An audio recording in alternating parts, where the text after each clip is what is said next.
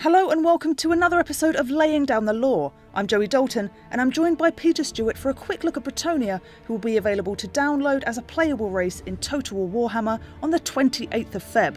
So Peter, if you would be so kind to tell us about Bretonnia. Oh yes, Joey. Bretonnia is a feudal nation that is split into dukedoms.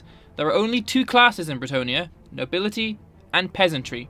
If you're a peasant, you are at the bottom of the barrel of society. It's a pretty sad life. It is indeed. The Bretonnian vision is that knights are chivalrous and honourable and protectors of the realm, and in some cases this is true, but in most they are jealous and petty.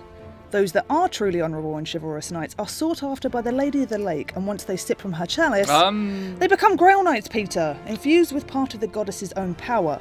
Not even the greatest knights of the Empire could match these living saints in combat. And speaking of the goddess, the Lady of the Lake is to Bretonnia what Sigmar is to the Empire. Yeah, she's a pretty big deal. So let's touch on our new legendary lords, of which there are 3 in total, and let's start with Alberic of Bordelot. He is Duke Alberic of Bordelot, and he worships the sea god Manan, what with Bordelot being a coastal settlement.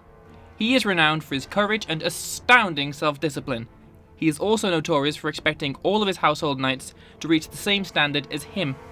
As a result, he has the smallest household of any of the dukes, but arguably the greatest knights in the realm. For me, Peter, it is all about the Fey Enchantress. She's the mortal incarnation of the Lady of the Lake, and she carries the blessing of the Lady. The Enchantress scours the land of Bretonnia, adopting the few magically sensitive children that she finds. The females are trained to become the servants of her order, the damsels of the Lady. The males, though, are never seen again. Should I be concerned? Yes! And last but not least is King Luan-Luan-Gur. It's a mouthful. As we know, he is the king of Bretonnia. Luan-Luan-Gur was the favoured mortal champion of the Lady of the Lake, and upon sipping from the Grail was blessed with a greater portion of her power than any other Grail Knight. His blood was infused with a golden light that healed even the most grievous of wounds. Rumours abound that Luan was even granted a cheeky kiss from the goddess. Cheeky? You mean like the one we apparently had in the last episode? Apparently, yeah.